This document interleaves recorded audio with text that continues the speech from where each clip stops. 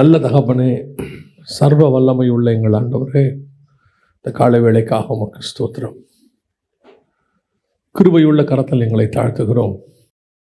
நீர் செய்த நன்மைகளுக்கு நாங்கள் எண்ணத்தை செலுத்துவோம். ரட்சிப்பின் பாத்திரத்தை கையில் எடுத்துக்கொண்டு உம்மை தொழுது கொள்வோம் என்று சங்கீதக்காரன் சொல்லுகிறது போல, இம்மட்டும் நீர் எங்களை நடத்தி கொண்டு வந்த எல்லா நன்மைகளுக்கு நாங்கள் எண்ணத்தை செலுத்துவோம்.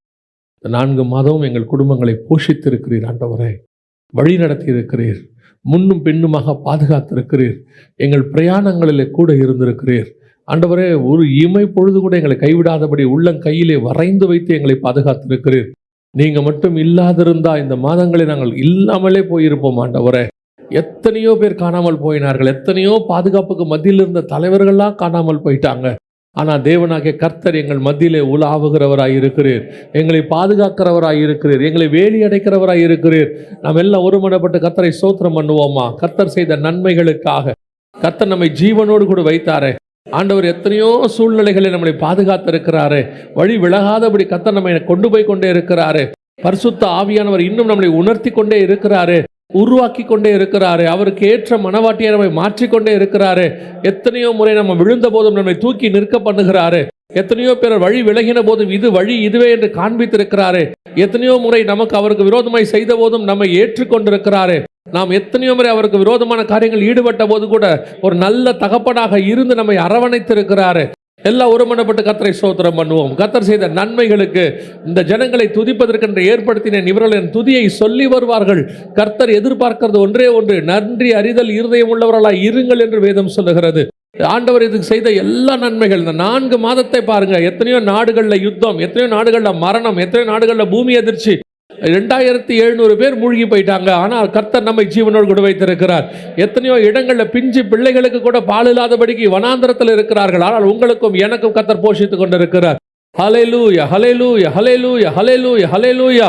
இருதயத்தின் ஆழத்திலிருந்து ஏதோ துதிக்கணும்னு துதிக்க வேண்டாம், வாயினால் கனம் பண்ண வேண்டாம். இருதயத்தின் ஆழத்திலிருந்து முழு இருதயத்தோடு, முழு ஆத்மாவோடு, முழு பலத்தோடு கூட கர்த்தர் செய்த நன்மைகளை பாருங்க. கர்த்தர் செய்த நன்மைகளை பாருங்க. எவ்வளவோ பிரச்சனைகள், எவ்வளவோ போராட்டங்கள், நமக்கு வந்த பிரச்சனைகள்ல நிறைய பேர் நிக்க முடியாம சூசைட் பண்ணி எல்லாம் செத்து போயிட்டாங்க.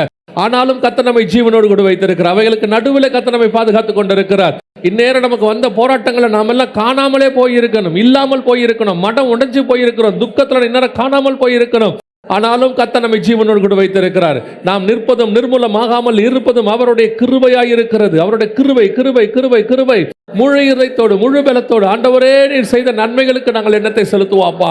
ஆண்டவரே நீர் எங்கள் மேல் வைத்த இரக்கங்களுக்கு நாங்கள் எண்ணத்தை செலுத்துவோம், தயவுக்கு நாங்கள் எண்ணத்தை செலுத்துவோம்.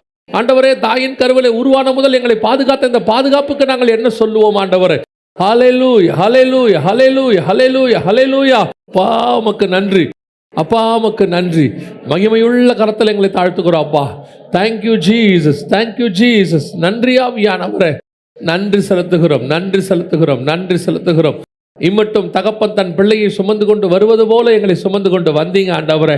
நாங்கள் வனாந்தரத்தை கடந்த போதெல்லாம் உடைய தோளின் மேல் எங்களை சாட்சி கொண்டீங்க ஆண்டவரே. தண்ணீரை கடக்கும் போதெல்லாம் உடைய தோளின் மேல் எங்களை சுமந்து கொண்டு வந்தீங்க ஆண்டவரே. நாங்கள் தீயை கடக்கும் போதெல்லாம் நான் உன்னோடு கூட இருக்கிறேன் என்று எங்களுக்கு உறுதுணையாய் வந்தீர் ஆண்டவரே. அப்பா, எத்தனையோ பேர் அந்த தண்ணியில மாண்டு போனாங்க, எத்தனையோ பேர் அந்த நெருப்புல எரிஞ்சு போனாங்க.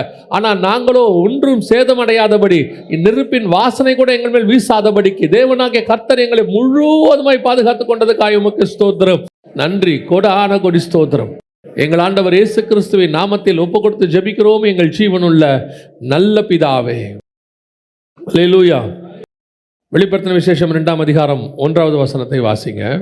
எபேசு சபையின் தூதனுக்கு நீ எழுத வேண்டியது என்னவெனில், 7 நட்சத்திரங்களை தம்முடைய வலது கரத்தில் ஏந்திக் கொண்டு 7 பொன் குத்து விளக்குகளின் மத்தியிலே உலாவிக் கொண்டிருக்கிறவர் சொல்லுகிறதாவது, ஆண்டவர் தமக்குரியதான சுபாவங்களை அந்த 1ஆம் அதிகாரம் வெளிப்படுத்தின விசேஷத்தில் சொல்லுகிறார். அவருக்கு என்னென்னலாம் சுபாவம் இருக்குது, அவர் எப்படி இருப்பார் அப்படின்றத ஓவராலாக அந்த 1ஆம் அதிகாரம் வெளிப்படுத்தின விசேஷத்தில் சொல்லுவார். அவருடைய கண்கள் அக்கினி ஜுவாலையாக இருந்தது, அவருடைய வஸ்திரம் வெண் வஸ்திரத்தை போல இருந்தது, அவருடைய பாதங்கள் வெண்கலத்தை போல இருந்தது, அவருடைய தலை வெண் பஞ்சை போல இருந்தது, அவர் கையில் 7 நட்சத்திரங்களை ஏந்தி கொண்டிருந்தார். இப்படி எல்லாத்தையும் சொல்லிடுவார். ஓவராலாக கொடுத்துட்டு ஒவ்வொரு சபைக்கும் ஆண்டவர் சொல்லும் போது ஒவ்வொரு பார்ட்டாக அதை பிரித்து கொடுப்பார். அந்த 1ஆம் அதிகாரத்தில் எல்லாம் முழுமையாக ஆண்டவரை யோவான் பார்ப்பார். அதாவது அவருடைய ஸ்பிரிச்சுவல் வியூவை பார்ப்பார்.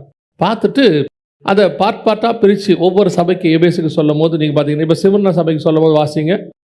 முந்தினவரும் பிந்தினவரும் ஒவ்வொரு, அதாவது ஓவராலாக அவருடைய விஷயத்தை சொல்லிட்டு அதை பார்ட்டாக பிரித்து ஒவ்வொரு சபைக்கும் சொல்லிக்கொண்டே வருவார். அப்படி வரும்பொழுது அந்த குறிப்பாக சபைக்கு எழுதும்போது, முதலாவது எழுதும்போது கர்த்தர் சபையை பார்த்து சொல்லுகிற வார்த்தை என்னன்னா, 7 பொன் குத்து விளக்குகளின் மத்தியில் உலாவுகிறவர். 7 பொன் குத்து விளக்குகள் அப்படின்னா என்ன அர்த்தம் அப்படின்னு கேட்டால், அதை 1ஆம் அதிகாரத்திலேயே கடைசி 2 வசனத்தை வாசிங்க பார்ப்போம். நீ கண்டவைகளையும் இருக்கிறவைகளையும் இவைகளுக்கு பின்பு சம்பவிப்பவைகளையும் எழுது.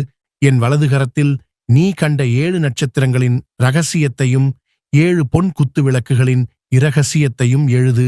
அந்த 7 நட்சத்திரங்களும் 7 சபைகளின் தூதர்களாம்.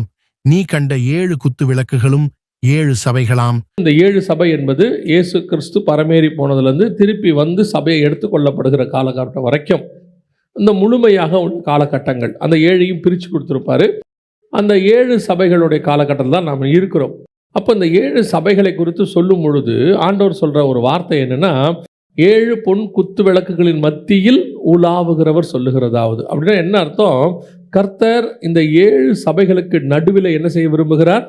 உலாவ விரும்புகிறார் என்று சொல்லி பார்க்கிறோம். இந்த உலாவுதல் அப்படிங்கிறதான மிக முக்கியமான ஒரு விஷயத்தை தான் பார்க்கிறோம். இதுதான் கர்த்தருக்கு சபை மேலே உள்ளதான மிக முக்கியமான ஒரு விருப்பம்.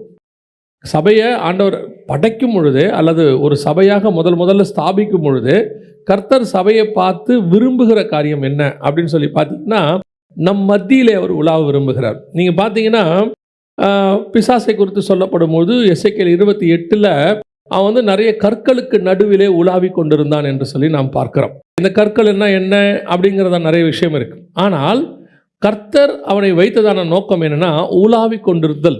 உலாவுறதுன்னா அவங்களுக்கு தெரியும், ஜஸ்ட் வாக், அல்லது அவங்க மத்தியில் அவர் வந்து ஒரு ரிலாக்ஸாக நடந்துக்கிட்டு இருக்கிறது பேர் தான் உலாவுதல். வேகமாக நடக்கிறது வேற, ஓடுறது வேற. இப்போது பவுல் சொல்கிறார், நல்ல போராட்டத்தை போராடினேன். இப்போ எலியா பார்க்குறாரு, இரவும் பகலும் 40 நாள் நடக்கிறது வேற, ஓடுறது வேற. ஸ்பிரிச்சுவலாக சொல்கிறேன். அதே மாதிரி உலாவுதல் என்பது ஒன்று இருக்கிறது. அதாவது உலாவுதல் என்பது ரிலாக்ஸ், அப்படியே தேவன் அவங்களோடு கூட பேசிக்கொண்டு, அப்படி ஒரு மிக முக்கியமான ஒரு விஷயத்தை தான் கர்த்தர் வைத்தார். அப்படி உலாவி கொண்டிருந்த இந்த பிசாசு, நல்லா கவனிச்சுக்கொள்ளுங்க, உலாவி கொண்டிருந்த இந்த பிசாசு கீழே விழுந்ததான். ஆண்டவர் அவனை தள்ளிட்டார். அந்த உலாவும் போது அவனுக்குள்ளே ஒரு பெருமை வருகிறது. அவன் வந்து என்ன செய்கிறான்னா, நான் ஆராதனை கூட்டத்துக்கு தலைவனாவேன், நான் வந்து என்ன செய்வேன், வடபுறத்தில் உள்ள நகரத்துக்கு நான் இதாகுவேன், என் சிங்காசனத்தை போடுவேன், இப்படி நிறைய விஷயத்தை செய்கிறான். செய்யும் போது கர்த்தர் என்ன பண்ணுறார்? அவனை அங்கே தள்ளிடுறார். நம்ம எல்லாருக்கும் தெரிந்திருக்கிறபடி அந்த இடத்துக்கு தான் ஆதாமை உண்டாக்க வேண்டும் என்று கர்த்தர் விரும்புகிறார். அதுக்கு தான் மல்கியா 2:15 அவர் ஒருவனை அல்லவா உண்டாக்கினார். இப்போது அவங்ககிட்ட அவனை உண்டாக்கிட்டு அந்த இடத்துல தான் ஆண்டவர் என்ன செய்கிறாரு? இந்த பிசாசு இருந்த இடத்துல தான் ஆதாமை கொண்டு வந்து வைக்க வேண்டும் என்று சொல்லி விரும்புகிறார். ஆனால் இப்போ ஆதாமை உருவாக்கி விட்டு கொண்டு வந்து வச்சுட்டு, ஏதேன் தோட்டத்தில் வச்சுட்டு, கர்த்தர் என்ன செய்ய விரும்புகிறார் அப்படின்னு கேட்டால், ஆதாமோடு கூட உலாவ விரும்புகிறார். ஆதியாகமம் 3:8 வாசிங்க. பகலின் குளிர்ச்சியான வேளையிலே தோட்டத்தில் உலாவுகிற தேவனாகிய கர்த்தருடைய சத்தத்தை, அப்போ தேவன் என்ன பண்ண விரும்பி இருக்கிறாருன்னு கேட்டிங்கன்னா, மனுஷனோடு கூட உலாவ விரும்புகிறார். இந்த தோட்டம் என்பது எதுக்கு அடையாளமாக இருக்குன்னா, பாரடைஸ்க்கு அடையாளமாக இருக்குது, பரதீசிக்கு அடையாளமாக இருக்குது. அந்த பரதீசியில் தேவன் உலாவுகிறவராக, ஏன்னா பரதீசியின் மத்தியில் இருக்கிற, வெளிப்படுத்தல் 2ஆம் அதிகாரம் 7ஆம் வசனத்தில் பரதீசியின் மத்தியில் இருக்கிற ஜீவ விருட்சம் அப்படிங்கிறார். அதே மாதிரி தோட்டத்தை பார்த்தீங்கன்னா, தோட்டத்தின் நடுவிலே ஒரு ஜீவ விருட்சம். அப்படி இருக்கும் பொழுது இந்த பரதீசி என்பது தோட்டத்துக்கு அடையாளமாக இருக்கிறது. அப்போ தோட்டத்தில் உலாவுகிற தேவன், பகலில் குளிர்ச்சியான வேளையில். அந்த குளிர்ச்சியான வேலை என்பதற்கும் ஒரு அர்த்தம் இருக்குது.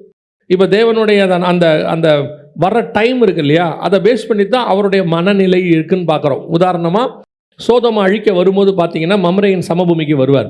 வரும்போது பார்த்தீங்கன்னு சொன்னால், ஆபிரகாமை எப்போ பார்க்க வருவார்னா, பகலில் உஷ்ணமான வேளையில் அப்படின்னு இருக்கும். மம்ரேயின் சமபூமியிலே ஆபிரகாமை என்ன செஞ்சாரா? கர்த்தர் உஷ்ணமான வேளையிலே சந்திக்கும்படி வந்தார் அப்படின்னு. அப்போ உஷ்ணமான வேலைன்னா சூடு, கர்த்தர் கோபமாக இருக்கார். இதை யார் கரெக்டாக புரிஞ்சுப்பான்னு கேட்டிங்கன்னா, எலியா புரிஞ்சுப்பார். 1 ராஜாக்கள் 19 கர்த்தர் எலியாவை வெளியே வர சொல்வார் கெபியை விட்டு. ஆனால் எலியா வரமாட்டார். பார்த்தீங்கன்னா ஒவ்வொன்றா நடக்கும். முதலாவதாக பெருங்காற்று வீசும், கண்மலையை பிளக்கத்தக்கதான காற்று வீசும், அக்கினி வரும், பூமி எதிர்ச்சி வரும். அதில் திருப்பி ஒரு வார்த்தை சொல்லும், அதிலே கர்த்தர் இல்லை அப்படின்னு இருக்கும். அதோட அர்த்தம் என்னென்னா, கர்த்தர் அந்த மைண்டில் இல்லை, அழிக்கிற இடத்துல இல்லை அப்படின்னு அர்த்தம். அப்போ பகலில் குளிர்ச்சியான வேலைன்னா என்ன அர்த்தம்னா, கர்த்தர் கூலாக இருக்கார், உலாவுகிறதான தேவன். ஸோ காட் நம்மக்கிட்ட விரும்புகிற விஷயம் என்ன அப்படின்னு கேட்டிங்கன்னா, நம்மோடு கூட அவர் உலாவ விரும்புகிறார். ஏனோக்கு தேவனோடு கூட சஞ்சரித்து கொண்டிருந்தான் அப்படின்னு இருக்குது இல்லையா? அதே மாதிரி நீங்கள் வந்துட்டு 6ஆம் அதிகாரத்தில் வாசிக்கும் பொழுது, 5ஆம் அதிகாரம் 6ஆம் அதிகாரத்தில் வாசிக்கும் பொழுது நோவை குறித்து வேதம் சொல்லுகிறது, நோவா தேவனோடு கூட சஞ்சரித்து கொண்டிருந்தான். இந்த சஞ்சரித்து கொண்டிருந்தானுங்கிற வார்த்தைக்கு இங்கிலீஷில் என்ன இருக்குன்னு கேட்டிங்கன்னா, வாக்டு வித் த காட்னு இருக்கு. தேவனோடு கூட நடந்து கொண்டிருந்தான். இந்த தேவனோடு கூட நடந்து கொண்டிருக்கிற அந்த அனுபவம் தான் தேவனோடு கூட அவன் எடுத்துக்கொள்ளப்படுவதற்கு காரணமாக இருக்கு. தேவனோடு கூட நடந்து கொண்டிருக்கிற அந்த அனுபவம் தான் நோவாவை பேழைக்குள் எடுத்துக்கொள்ளப்படுகிறதுக்கு காரணமாக இருக்கிறது. அப்போ தேவன் மனுஷனோடு கூட நடக்க விரும்புகிறார். அதுதான் வசனம் சொல்லுது, தேவன் பகலில் குளிர்ச்சியான வேளையிலே ஊலாவும்படி வந்தார் அப்படின்னு. இப்போ தோட்டம் என்பது நம்ம எல்லாருக்கும் தெரியும். ஏசாயா புஸ்தகம் 5ஆம் அதிகாரம் 2ஆம் வசனத்தின்படி தேவனுடையதான சபை, எனக்கு மகா செழிப்பான மேட்டிலே ஒரு தோட்டம் உண்டு அப்படின்னு சொல்றார். அப்போ ஆண்டவர் தேவனுடைய சபையிலே ஊலாவும்படி வருகிறார் தோட்டத்துக்குள்ளே. எப்போ வராரு? குளிர்ச்சியான வேலையிலே வருகிறார். குளிர்ச்சியான வேலைன்னா என்ன? தேவன் சந்தோஷமாக கூலாக மணவாளன் மணவாட்டியோடு கூட வாரும் நேசரே நாம் வயல்வெளியில் போய் தங்குவோம் அப்படின்னு சொல்லக்கூடியதான தேவன் உலாவ விரும்புகிறார். ஆனால் இங்கே என்ன நடக்குதுன்னு கேட்டிங்கன்னா, முதல்ல உலாவி கொண்டிருந்தான் இல்லையா, எசேக்கியேல் 28:14 ஒருத்தன் உலாவி கொண்டிருந்தவன் மேட்டுமை அடைந்து மனமேட்டுமை அடைந்து அல்லது பதவி ஆசை பிடிச்சி அல்லது மேலே வரணும்னு நினச்சி விழுந்து போனான்னு பார்க்குறோம். ஸோ உலாவும் பொழுது ஒரு பிரச்சனை வந்துக்கிட்டே இருக்குது. முதல்ல உலாவினவன் அந்த மனமேட்டுமை அடைந்தவனாக பெருமை அடைந்தவனாக, இவ்வளோத்துக்கு நடுவில் நம்ம தான் உலாவுறோம், நம்ம தான் சீஃப் அப்படிங்கிற மாதிரி அவன் விழுந்து போனான். இப்போ அடுத்து கர்த்தர் என்ன செய்கிறாரு? மனுஷனோடு கூட உலாவும்படி வருகிறார்.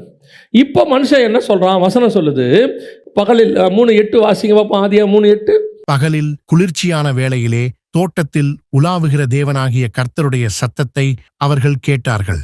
அப்பொழுது ஆதாமும் அவன் மனைவியும் தேவனாகிய கர்த்தருடைய சந்நிதிக்கு விலகி தோட்டத்தின் விருட்சங்களுக்குள்ளே ஒளித்துக் கொண்டார்கள். தோட்டத்தின் விருட்சங்களுக்குள்ளே ஒளிந்து கொண்டார்கள் அப்படின்னா என்ன அர்த்தம்? அந்த சத்தம், தேவன் உலாவுகிற ஒரு சத்தம் இருக்கு.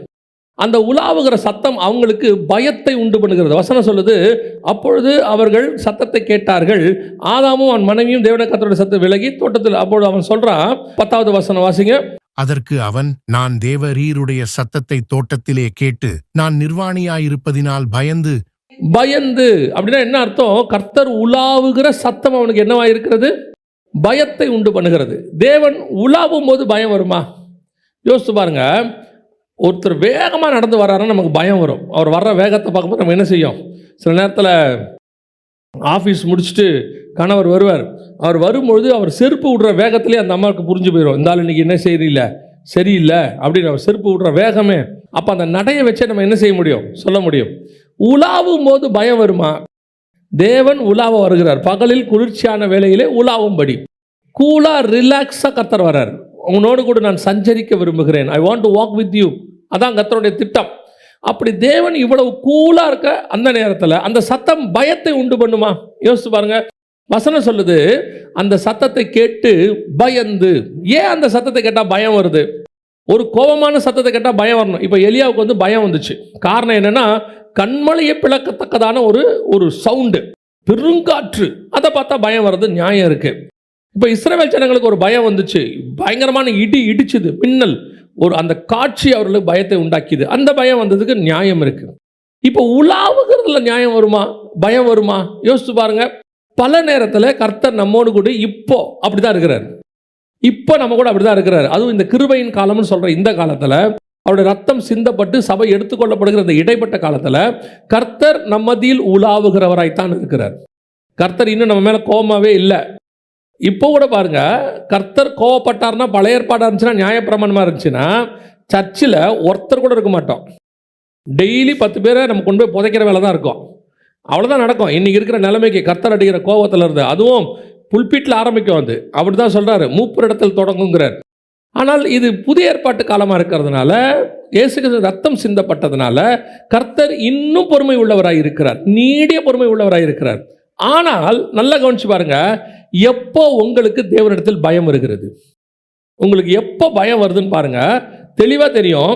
நீங்கள் சர்ச்சுக்கு நல்லா வந்துகிட்டு இருக்கிறீங்க, ஆவிக்குரிய வாழ்க்கையில் இருக்கிறீங்க. எப்போ நீங்கள் தேவனை விட்டு கொஞ்சம் தூரம் போறீங்களோ உங்களுக்கு பயம் வரும்.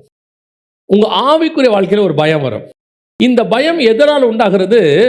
எனக்கும் தேவனுக்கும் உள்ள ஸ்பிரிச்சுவல் கனெக்ஷன் கட் ஆகுது. அந்த ஸ்பிரிச்சுவல் கனெக்ஷன் கட் ஆன உடனே ஆட்டோமேட்டிக்காக என்ன வரும்? ஒரு பயம் வரும். இப்போ பாருங்கள், வீட்டில் நீங்கள் இருந்துகிட்டே இருக்கிறீங்க, உங்கள் வீடு தான், பூட்டி இருக்குது, உள்ளே உட்காந்துருக்கீங்க, திடீர்னு மொத்த கரண்ட் ஆஃப் ஆயிடுச்சு. ஆஃப் ஆன உடனே டக்குன்னு ஒரு பயம் வரும்ல, ஐயோ அப்படின்னு ஒரு சவுண்டு வருதுல்ல. அது எதனால் வருது? நம்ம வீடு தான், பூட்டி தான் இருக்குது, அதில் எந்த மாற்று கருத்தும் இல்லை. ஆனால் அந்த இருட்டு வந்த உடனே ஒரு சின்ன பயம் வருதுல்ல. அதே மாதிரி தான் நாம் தேவனோடு கூட உலாவுகிறவர்கள் தான். தேவன் நம்மோடு கூட உலாவுக தான் இருக்கிறார். இப்போவும் தேவன் உலாவுகிறவர் தான், மாற்று கருத்தே கிடையாது. இன்னும் அமைதியாக இருக்கிறாரு, பொறுமையாக இருக்கிறாரு, அன்பாக இருக்கிறாரு. ஆனால் நமக்கு கர்த்தருடைய சத்தம் பயமாக இருக்கிறது. கர்த்தர் சில நேரங்களில் நமக்கு இருதயத்தில் ஒரு பயம் வருது. இதை தான் நம்ம என்ன சொல்கிறோன்னா, ஆவியானவர் வரும்போது பாவத்தை குறித்தும் நீதியை குறித்தும் நியாய தீர்ப்பை குறித்தும் கண்டித்து உணர்த்துகிறார். அந்த உணர்த்துகிறது இருக்குல்ல, அந்த உணர்த்துகிறது நமக்கு என்னவாகுதுன்னா பயமாக மாறுது. இப்போ அப்பா வந்துட்டு அடிக்க மாட்டார், ஆனால் அவர் பேசுகிற வேகமே, அந்த அவர் சொல்கிற விஷயமே நமக்கு என்னத்தை செய்யும்? சில நேரத்தில் வந்து பார்த்தீங்க, அப்பா வந்து என்னடா என்ன அப்படின்னு உடனே அவனே யோசிப்பான், இவர் எது கேட்குறாரு, இது என்னவா இருக்கும்? ஆட்டோமேட்டிக்காக ஒரு பயம் வரும் தெரியுமா? பல நேரங்களில் கவனித்து பார்த்தீங்கன்னா, நம்மளை அறியாமலேயே அவங்க கேட்கறது சாஃப்டாக தான் இருக்கும். எதனால், ஏன் அப்படின்னு சொல்லி சில நேரத்தில் அவர்கள் செய்கிறது சாதாரணமாக இருக்கும், நமக்கு அது என்னவாக்குது? பயங்கர பயத்தை உண்டாக்குகிறது. இப்போ தேவன் உலாவுகிறவரை தான் இருக்கிறார், மாற்று கருத்தே இல்லை. இன்னும் கிருபை நம்மேல் இருக்கிறது, இன்னும் பாதுகாத்துட்டு இருக்கிறார். ஆனால் அவைகளுக்கு நடுவில் அவர் உலாவும் போது ஏன் அந்த சத்தம் ஆதாமுக்கு பயத்தை உண்டு பண்ணுகிறது என்று சொன்னால், அந்த உலாவுகிற சத்தமே எனக்கு ஒரு பயத்தை உண்டாக்குறது. ஏன்னா இப்போ நான் வேறொரு காரியத்தை, கர்த்தருக்கு பிரியமில்லாத ஒரு காரியத்தை செய்து விட்டேன், அவ்வளோதான். கர்த்தருக்கு பிரியமில்லாத காரியம் ஒன்று எனக்குள்ளே வந்துருச்சு. அவர் செய்யக்கூடாதுன்னு சொன்னதை நான் செஞ்சிட்டேன். நான் செஞ்ச உடனே இப்போ எனக்கு அது என்னவா மாறுது? ஒரு பயத்தை உண்டாக்குகிறது. அப்போ உலாவுகிற தேவனை விட்டு முதலாவது தேவன் விலகவில்லை, மனுஷன் விலகினான். இப்போ நான் சொல்கிறேன், கர்த்தர் ஒரு நாளும் நம்மை விட்டு விலகுகிறது இல்லை. கர்த்தர் கடைசி வரைக்கும் உங்களை என்னையும் தூக்க வேண்டும் என்று தான் விரும்புகிறார். லாஸ்ட் மினிட் வரைக்கும் நம்ம ஆண்டவரை மாதிரி நம்மளை காப்பாற்றணும்னு நினைக்கிற ஆளு மனுஷன், தேவன் உலகத்தில் வேற யாரும் கிடையாது, அவர் ஒருத்தர் மட்டும்தான். தாய் தகப்பன் கூட ஒரு இடத்துல விட்டுருவாங்க, இதுக்கு மேலே இது உருப்படாது, அவ்வளோதான், வாய்ப்பு இல்லை. சில நேரத்தில் ஒரு ஒரு பேப்பரில் வந்த செய்தி, அப்பா வந்து என்ன பண்ணிட்டாராம், பையனை பிடிச்சி போலீஸில் கொடுத்துட்டாரா. ஏன்னு கேட்டால் அவன் திருத்த மாட்டாங்க, எவ்வளோ சொல்லி பார்த்துட்டேன், அப்பாவே கை கழுவிட்டார், முடியாதுன்னு சொல்லி. ஆனால் பரம தகப்பன் கை கழுவுறதே இல்லை. இப்போ யோசிச்சு பாருங்க, ஆதாம் பழம் சாப்பிட்டான்றது அவருக்கு நல்லா தெரிஞ்சு போச்சு, நல்லா தெரியும். அவருக்கு தெரியா இருக்குமா, சர்வ வல்லமை உள்ள தேவன், தெரியாமல் இருக்குமா? வந்து குளிர்ச்சியான வேளையில் ஆதாமே நீ எங்கே இருக்கிறாய்? இன்னும் அவர் அவனை தேடுறாரு, இன்னும் நம்மை தேடுகிறார். கர்த்தருக்கு பிரியமில்லாத எத்தனையோ காரியத்தை நாம் செய்கிறோம், கர்த்தருக்கு விருப்பம் இல்லாததை நாம் செய்கிறோம். சில காரியங்கள் நமக்குள் வருகிறது, அது சிந்தனையினாலேயோ செய்கையினாலேயோ அல்லது உபதேசத்தினாலேயோ ஏதோ ஒன்று. இப்போ நீங்கள் பார்த்தீங்கன்னா பழம் சாப்பிட்டாங்கிறது பார்க்கறதுக்கு இருக்கும். ஆனால் 2 கொரிந்தியரில் சொல்லும் பொழுது அவர் வந்து என்ன வார்த்தை சொல்கிறார், 11ஆம் அதிகாரத்தில் 2-3 வசனத்தில் சொல்லும் போது பவுல் சொல்கிறாரு, அது உபதேசம்னு சொல்கிறார். எப்படி ஏவாள் பழம் சாப்பிட்டாங்களோ அந்த மாதிரி நீங்களும் கிறிஸ்துவை பற்றின உண்மை நின்று உங்கள் இருதயமும் விலகிவிடுமோ. அதாவது நம்ம என்ன ஏதோ ஒரு விதத்தில் உபதேசத்தினாலேயோ செய்கையினாலேயோ சிந்தனையினாலேயோ ஏதோ ஒன்றில் நம்ம என்ன செய்கிறோம், கர்த்தரை விட்டு விலகுகிறோம். விலகின உடனே என்ன ஆகுது, நாம் தான் தேவனை விட்டு விலகி ஒளிந்து கொள்கிறோம். ஆனால் கர்த்தர் இன்னும் தேடுகிறார். நீ எங்கே இருக்கிற? அல்ல ஆண்டவரே, உங்கள் சத்தம் ஏன்பா, இந்த சத்தம் ஏன்பா உனக்கு பயத்தை உண்டாக்குது, இந்த சத்தம் ஏன் பயத்தை உண்டாக்குது? இல்லை ஆண்டவரே, இந்த சத்தத்தோடு கூட நான் ஒரு நாள் நடந்து கொண்டு இருந்தவன். இதே சத்தத்தோடு அவன் என்ன பண்ணியிருக்கிறான், ஆண்டவர்கிட்ட நடந்திருக்கிறான். அந்த உலாவுகிற சத்தம் ஒரு நாள் அவனுக்கு எப்படி இருந்தது, சந்தோஷமாக இருந்தது. ஆலயத்தில் ஆவியானவர் பேசும்போது உங்களுக்கு சில நேரத்தில் இருதயத்தில் குத்தப்படும். சில நேரத்தில் இப்போ நாங்கள் வந்து உங்களை மாதிரி உட்காந்து செய்தி கேட்டுட்டு இருக்கும்போது ஒரு நாள் கூட எங்கள் பாஸ்டர் பேசினார்னு நாங்கள் பார்த்ததே கிடையாது. ஆவியானவர் பேசினார்னு மட்டும்தான் நாங்கள் பார்த்தோம் சபையில். அதனால தான் எங்கள் ஆவிக்குரிய வாழ்க்கை நாளுக்கு நாள் வளர்ந்துச்சு. குத்தம், அவர் பேசும்போது குத்தம். ஒரு நாள் கூட பாஸ்டர் ஏதோ நம்மளை பற்றி தெரிஞ்சுக்கிட்டு பேசுகிறாரோ அப்படின்னு நாங்கள் உணர்ந்ததே கிடையாது. எங்களுடையதான ஒரே உணர்வு, எங்களோடு கூட ஆவியானவர் பேசுகிறார். யோசித்து பாருங்க, அந்த வார்த்தை, அந்த கர்த்தருடைய வார்த்தை எப்பவுமே கிருபை பொருந்தினதாக இருக்குது, நம்மக்கிட்ட அன்பாக தான் இருக்குது. ஆனால் நமக்கு அது குத்துகிறது இல்லை. அதுக்கு காரணம் என்னென்னா, நான் தோட்டத்துக்கு பின்னாடி ஒளிந்து கொண்டு இருக்கிறேன், விருட்சங்களுக்கு பின்னால் ஒளிந்து கொண்டிருக்கிறேன். எனக்கும் தேவனுக்கும் நடுவில் ஏதோ ஒரு பிரச்சனை இருக்கிறது. ஒரு நாளும் கர்த்தர் என்னை விட்டு விலகவே இல்லை. அன்னைக்கு விலகின ஆதாம் அதோட தோட்டத்தை விட்டு வெளியே போயிட்டான். அவ்வளோதான். நீங்கள் அந்த விலகும் போதே திருப்பி கர்த்தரோட கூட ஒப்புரவாக ட்ரை பண்ணணும். இல்லை ஆண்டவரே அது என்ன ஆச்சு, பரவாயில்ல நான் திருப்பி வந்து, அதனால தான் எனக்கு ரொம்ப அந்த 51ஆம் சங்கீதம் இருக்குது பாருங்கள், அதை வந்து டெய்லி ஒரு நாள் படித்தா கூட தப்பு கிடையாது. 51ஆம் சங்கீதத்தை டெய்லி ஒரு நாள் படித்தா கூட தப்பு கிடையாது.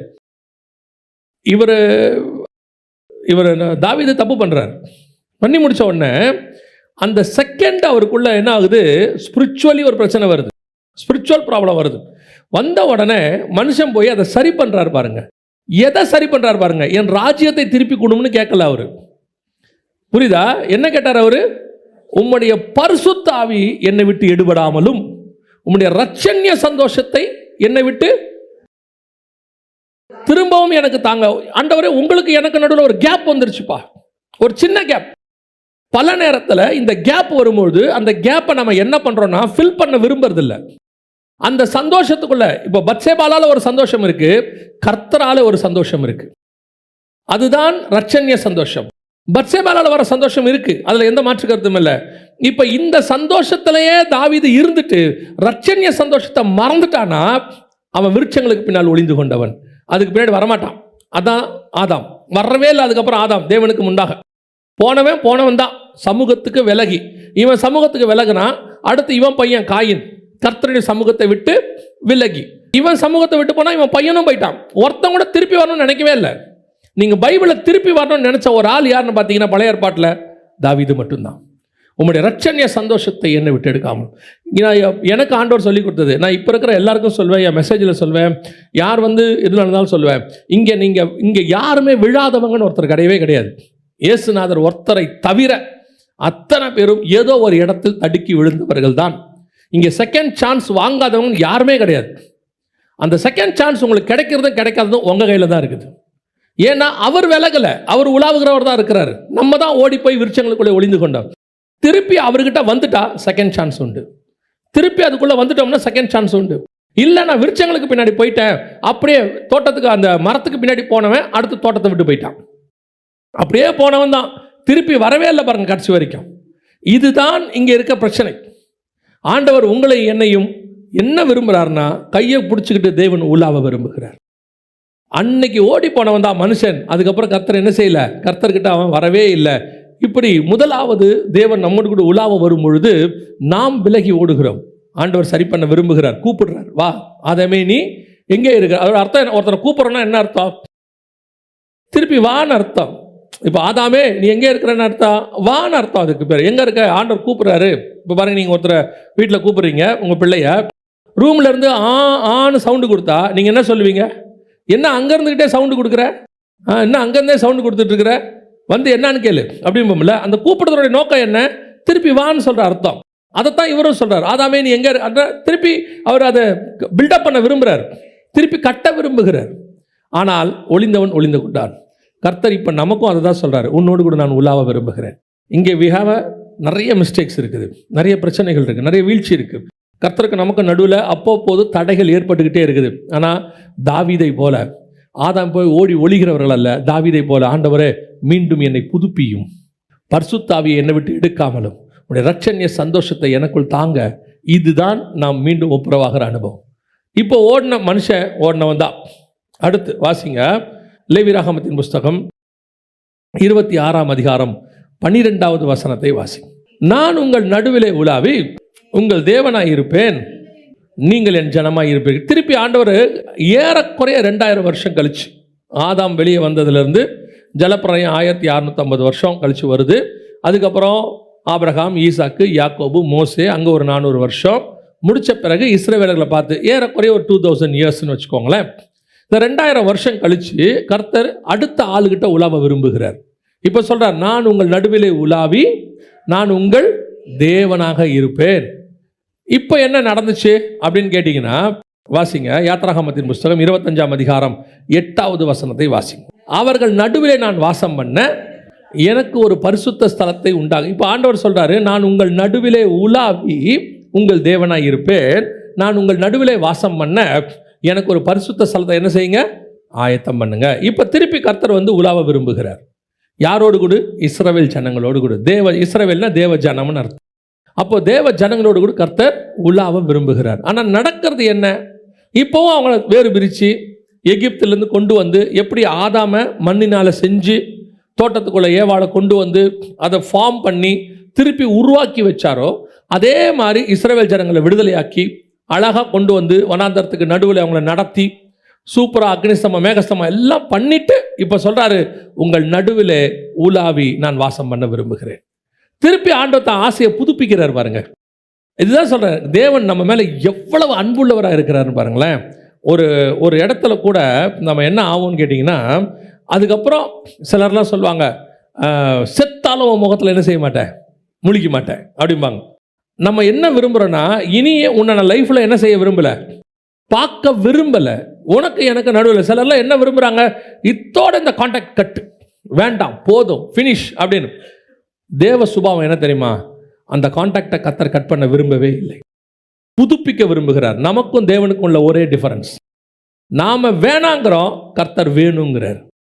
கடைசி வரைக்கும் கர்த்தர் புதுப்பிக்க விரும்புகிறார். இப்போ யோசிச்சு பாருங்களேன், உங்களையும் என்னையும் கர்த்தர் வேணான்னு சொல்லியிருந்தாருன்னா என்னைக்கோ தூக்கி போட்டு போயிட்டே இருக்கணும். நான் ரட்சிக்கப்பட்ட பிறகு சொல்கிறேன், ரட்சிக்கப்பட்ட பிறகு கர்த்தர் வேணான்னு டிசைட் பண்ணியிருந்தாருன்னா, நம்ம பாவம் செஞ்ச உடனே இங்கே ஒருத்தர் கூட உட்காந்துருக்க மாட்டோம், எனக்கு தெரியும், நான் உட்பட.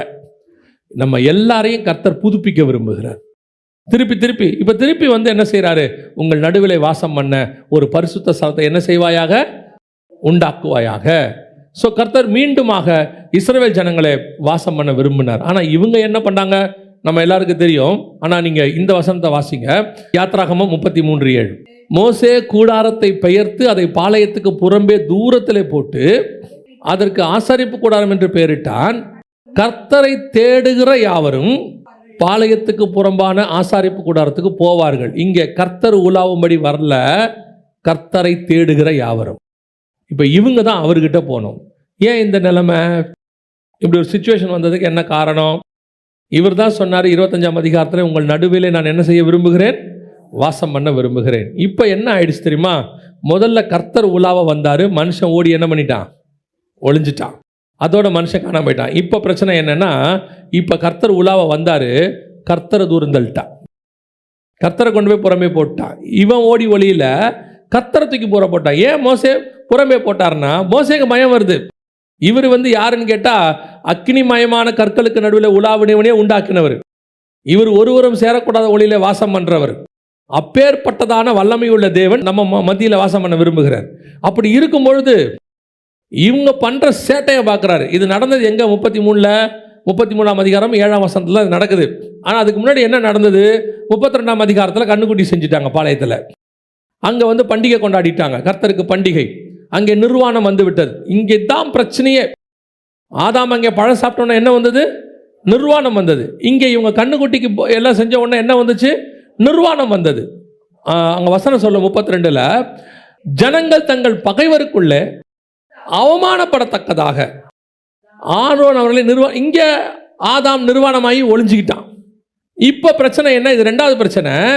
தேவன் உலாவுகிறார், கூடாரம் இருக்கு, கர்த்தர் அங்கே வாசம் பண்ணுகிறார்.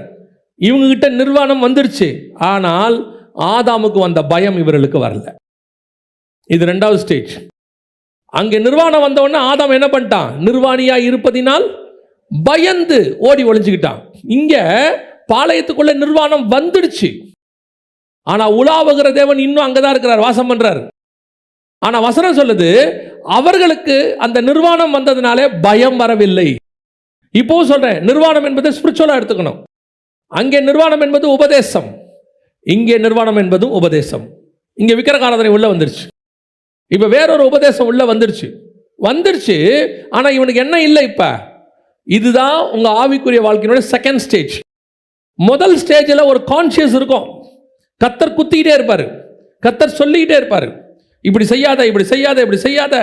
நமக்கு அந்த உணர்வு இருக்கிற வரைக்கும் ஓகே, ஃபைன், அதை சரி பண்ணிக்கிட்டே வந்துடலாம், திருப்பி ஆண்டவரோட சேர்ந்துடலாம்.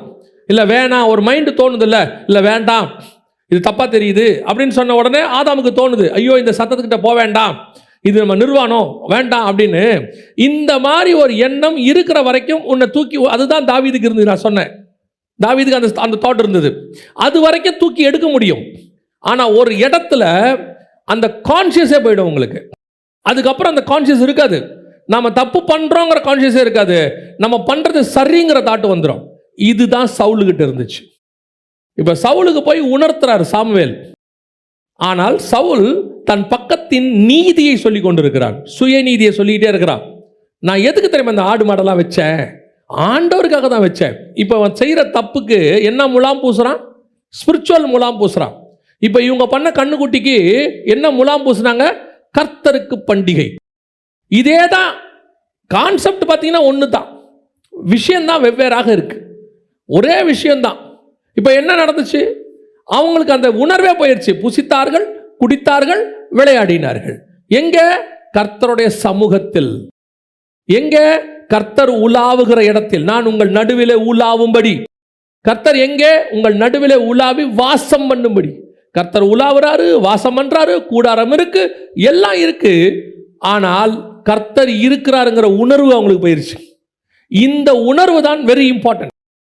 அது போச்சு, கதை முடிஞ்சு. இப்போ உங்களுக்கு கர்த்தரை விட்டு ஓடி ஓடிற பயமே இருக்காது. ஐயோ நம்ம பாவம் செஞ்சிட்டோமேங்கிற பயமே இருக்காது.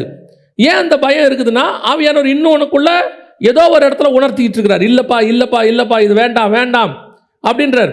ஒரு இடத்துல உனக்கு அந்த கான்சியஸே போயிடும். அவ்வளோதான், உணர்வு போச்சு. போன பிறகு இஷ்டத்துக்கு செய்கிறான். அவனுக்கு அது தப்பாவே தெரியல. அவன் கேட்பான், இதில் என்ன தப்பு இருக்கு? யார் பண்ணாததை நான் செஞ்சேன், இதில் என்ன தப்பு இருக்கு? என்ன இப்போ யார் சொல்லாததை இப்போ நான் சொல்லிட்டேன், எல்லாரும் பண்ணுறதான அவன் பண்ணுறேன் அப்படின்னு நீ சொல்லிட்டீன்னா உன்னுடைய கான்சியஸ் போகுதுன்னு அர்த்தம். நீ பண்ணுறது உனக்கு தப்பாவே தெரியல அப்படின்னா சவுலாக மாறிக்கொண்டிருக்கிறோம், இஸ்ரவேல் ஜனங்களாக மாறிக்கொண்டிருக்கிறோம். பாளையத்துக்குள்ள கர்த்தர் இருக்கிறாருங்கிற பயம் போயிடுச்சு. மற்றவங்களுக்கும் யோசேப்புக்கும் என்ன வித்தியாசம்? இப்போ யோசேப்பு பண்ணலாம், தப்பு பண்ணலாம். அந்த தப்பை பண்ணும் பொழுது யாரும் ஒன்றும் கேட்க போகிறதில்ல, அத்தனையும் யாரும் தெரிய போகிறதில்ல. ஆனால் அவன் சொன்ன ஒரே வார்த்தை, தேவனுக்கு முன்பாக நான் பயப்படுறது யாருக்கும் இல்லை, யாருக்கு? தேவனுக்கு பயப்படுகிறேன்றான். நமக்கு அந்த கான்சியஸ் வரணும். அதுதான் இவ்வளவு இம்பார்ட்டன்ட். இன்னைக்கு மனசாட்சியில் சூடுண்டவர்களாய் மாறிக்கொண்டிருக்கிறோம். இதில் என்ன தப்பு இருக்குன்னு கேட்க தொடங்குறோம்ல. நீ செய்யறது தப்புனே உனக்கு தோணலைன்னா உன் இஸ்ரவேல் பாளையத்தை விட்டு தேவன் தூரம் போகிறாருன்னு. அந்த தப்புன்னு தோன்ற வரைக்கும் தான் நீ பாளையத்துக்குள்ள தேவனை வச்சுக்கிட்டு இருக்க, ஸ்டில் எக்ஸிஸ்ட் அப்படின்னு அர்த்தம். இல்லை நான் பண்ணுறதெல்லாம் தப்பு இல்லை. நான் எப்பவும் சொல்லுவேன், என் பார்வைக்கு சரியாக இருக்கிறது தேவன் பார்வைக்கு சரியாக இருக்கான்னு பார்க்கணும். நீங்கள் வேறு யார் பார்வைக்கும் சரியாக இருக்கான்னு பார்க்கக்கூடாது. இப்போ சவுல் பண்ணதை நீங்கள் எடுத்துக்கிட்டிங்கன்னா உலக பிரகாரமாக என்ன கிடையாது? தப்பு கிடையாது. உலக பிரகாரமாக தப்பு கிடையாது. இப்படி எடுத்துக்கோங்க, ஆபிரகாம் ஆகாரை திருமணம் பண்ணுறார். உலக பிரகாரமாக தப்பான்னு கேட்டிங்கன்னா தப்பு கிடையாது. ஆனால் ஸ்பிரிச்சுவலி என்னவாகுது? தப்பாகிறது. ஏன்னா இயேசு கிறிஸ்து சொல்கிற பிரமாணத்தில் ஆதி முதல் கொண்டு எங்களுக்கு அப்படி இல்லை, அந்த ஒருத்தர் தான் இருக்கணும் அப்படிங்கிறார். லா சொல்லுது அவர் பண்ணுறது தப்பு கிடையாது. ஆனால் கர்த்தருக்கு முன்பாக என்னவாகுது? தப்பாகுது. இந்த கான்சியஸ் தான் நமக்கு வரணும். நாம் கர்த்தருக்கு முன்பாக. அதனால தான் திருப்பி திருப்பி எலியா என்ன பண்ணுவார்னா, நான் கர்த்தருக்கு முன்பாக நிற்கிற நான். என்னுடைய அளவுகோல் கர்த்தருக்கு முன்பாக இருக்குது. இவன் செய்கிறான், அவன் செய்கிறான், அவன் பண்ணுறான், இவன் பண்ணுறான், யார் வேணாலும் பண்ணட்டும். ஏன் உங்களை நடத்துகிறவர்கள் கூட பண்ணட்டும். இன்னும் சொல்ல போனால் நீங்கள் யாரை ரோல் மாடலாக வச்சிருக்கிறீங்களோ அவங்க கூட தப்பு பண்ணட்டும். ஆனால் அது சரி ஆயிடவே ஆகாது. உங்கள் ரோல் மாடல் எப்பவுமே கிறிஸ்துவாக இருக்கணும். கிறிஸ்துவுக்கு முன்பாக நான் சரியா பண்றேனா? ஆண்டவர் என்னை பார்த்து இதை சரின்னு சொல்வாரா? இவ்வளவுதான் கேள்வி. அது தப்பு கிறிஸ்து சொல்றது அந்த இடத்துல எனக்கு தப்புன்னு தோணுதுன்னா இமிடியட்டாக என்னை கரெக்ட் பண்ண வேண்டிய இடத்துக்கு நான் வந்துட்டேன்னு அர்த்தம். இல்லைன்னா என்ன ஆகும் தெரியுமா? உங்களை விரட்ட மாட்டாரு, அவர் தூர போயிடுவார். அவர் தூர போயிடுவார். என்ன சொல்றாரு எசேக்கியேல் புஸ்தகத்தில் 8ஆம் அதிகாரம் 6ஆம் வசனம், என் பரிசுத்த ஸ்தலத்தை விட்டு என்னை தூரமாய் போகும் பண்ணும்படியான இஸ்ரவேல் வம்சத்தால் இங்கே செய்கிற மிகுந்த அருவருப்புகளை காண்கிறாய் அல்லவா? இதான் நடந்துச்சு. அன்னைக்கு இதான் நடந்தது. அன்னைக்கு பாளையத்துக்குள்ள உலாவ வேண்டும் என்று விரும்பி அவர்கள் நடுவிலே ஒரு கூடாரத்தை போட வேண்டும் என்று சொல்லி கர்த்தர் அவ்வளவு ரெடி பண்ணி மோசே கிட்ட சொல்லி, அதுவும் மாடல், பரலோகத்தினுடைய மாடல் இவ்வளவு கொடுத்து இன்ஃப்ராஸ்ட்ரக்சரை உருவாக்கி வச்சா அவனுக்கு கர்த்தர் இருக்கிறாருங்கிற பயம் இல்லை, கர்த்தர் கூட இருக்கிறாருங்கிற பயம் இல்லை. இப்போ என்ன ஆயிடுச்சு? நான் வேலை ஸ்தலத்தில் கெட்ட வார்த்தை பேசுறது தப்பு இல்லைன்னு தோணுது இல்லை. இப்போ தேவன் உங்களை விட்டு தூரம் போறாருன்னு அர்த்தம். என்ன செய்கிறாரு? ஆனால் ஆசாரிப்பு கூடாரம் இருக்கு, ஆனால் ஆரோன் இங்கே தான் இருக்கான், ஊழியக்காரர் இருக்கிறார், ஆசாரிப்பு கூடாரம் இருக்கு, எல்லாம் இருக்கு, உணர்வு இல்லை. கர்த்தர் தூரம் போயிட்டார், கிளம்பிட்டார். இப்போ நான் பண்ணுறது தப்புனே உனக்கு தோணலை, ஒருத்தர் சொல்லியும் தோணலை. சமீபத்தில் ஒரு தம்பிக்கு எல்லாரும் சொன்னாங்க, நீ பண்ணுறது தப்புப்பா, நீ பண்ணுறது தப்புப்பா, நீ பண்ணுறது தப்புப்பான்னு. அந்த தம்பி கேட்கல, நான் பண்ணல, என்ன தப்பு இருக்கு, நான் பண்ணுறேன். கடைசியில் கர்த்தரே அவனை உணர்த்தின விதம் இருக்கு பாருங்களேன். அந்த தப்பு பண்ணிட்டாங்கிறத அவனுக்கு உணர்த்துறதுக்கு கர்த்தர் ஒன்று செஞ்சார் பாருங்களேன். இப்போ நேற்று ஒரு விஷயம் கேள்விப்படும் போது அந்த தம்பி சொல்கிறானா, இப்போ தான் கர்த்தர் என்னோடு கூட பேசுகிறாருன்னு. யோசிச்சு பாருங்க, ஒரு பெரிய பிரச்சனை வந்து அந்த பிரச்சனையில் நான் ஒரு இடத்துல சிக்கி சவுல் மாதிரி மாட்டின பிறகு, ஆமாம் நான் பண்ணது தப்புன்னு உணர்வு வரதுக்கு முன்னாடி நீ அந்த இடத்துக்கு போகக்கூடாதுன்னு கர்த்தர் விரும்புகிறார். அதுக்கு தான் முன்னாடியே சொல்கிறார், உணர்த்துறாரு. பல நேரத்தில் நாம் அதை கேட்க மாட்டோம். என்ன தப்பு நான் பண்ணுறதுல என்ன பண்ணுறது, அதெல்லாம் ஒன்றும் கிடையாது. இப்படி இருந்தால் தான் வேலை வாங்க முடியும், இப்படி இருந்தால் தான் அது நடக்கும். கர்த்தர் சொல்கிறாரு, நீ வேலை வாங்கிறது ரெண்டாவது, நீ தான் எனக்கு முதல்ல. You are the first one.